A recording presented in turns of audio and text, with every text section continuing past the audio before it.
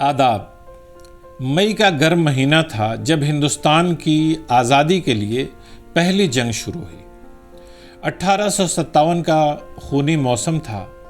پورے ملک میں پہلی جنگ آزادی کا بگل بج چکا تھا۔ ہندوستان کے تمام باشندے انگریزی سامراج کے خلاف اٹھ کھڑے ہوئے تھے۔ پورا ہندوستان انتقام کی آگ میں جل رہا تھا۔ میرٹھ سے گوالیار تک بغاوت کی آگ پھیل چکی تھی۔ آزادی کے متوالوں نے انگریز سرکار کے ہتھیاروں کو لوٹ لیا تھا۔ باغی سپاہی انگریزوں کے لیے وبال جان بنے ہوئے تھے۔ میرٹھ کے بعد فیروز پور کی رجمنٹ میں بھی بغاوت ہو چکی تھی۔ دیسی سپاہیوں کا ایک بڑا لشکر انگریزوں کو مار کر دلی کی جانب چل پڑا تھا۔ ادھر کانپور چھاونی میں بغاوت فرنگیوں کے لیے درد سر بنی ہوئی تھی۔ انگریز کتے بلیوں کی طرح سر چھپاتے پھرتے تھے۔ کیا ہندو، کیا مسلمان، کیا سکھ اور کیا عیسائی، سب انقلاب کے لیے بے چین تھے۔ کوئی کرپان سجائے نکل پڑا تھا تو کوئی تلوار اٹھائے ہوئے تھا۔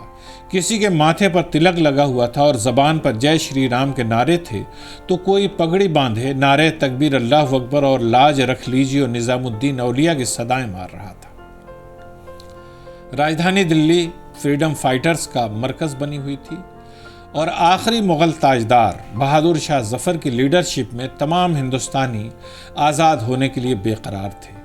تب جنرل بخت خاں بوڑھے مغل بادشاہ کی جانب سے فوج کی کمان سنبھالے ہوئے تھے اور انگریزوں سے لوہا لینے مصروف تھے۔ بخت خاں روہیلا 1857 کی جنگ آزادی کا ایک ایسا کردار ہے جسے نظر انداز کر جنگ آزادی کی داستان مکمل نہیں ہو سکتی۔ وہ بہادر شاہ ظفر کے زمانے میں انگریزی فوج میں صوبہ دار تھے، مگر بعد میں اس سے الگ ہو گئے اور آزادی کے متوالوں کے صف میں شامل ہو گئے۔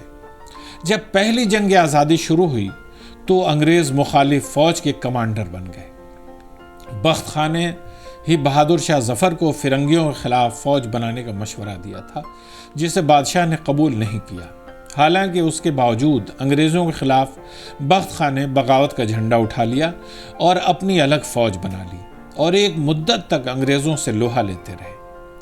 بعد کے دور میں یہی فوج بادشاہ کی مدد کے لیے دہلی آئی تھی اور اسی تاریخی شہر کا نظم سنبھالا تھا۔ جب حالات زیادہ بگڑ گئے اور دلی پر انگریزوں کے دوبارہ قبضہ کا یقین ہو گیا تو بخت خاں نے نہایت مایوس ہو کر دلی کو چھوڑ دیا اور اپنے کچھ ساتھیوں کے ساتھ نیپال کی پہاڑیوں میں چلے گئے۔ جنرل بخت خاں ان جنگلوں میں کہاں گم ہو گئے یہ کوئی بھی نہیں جانتا۔ کچھ لوگوں کا ماننا ہے کہ وہ بعد کے دور میں سوات کے علاقے میں چلے گئے تھے جو پاکستان اور افغانستان کی سرحد پر ہے۔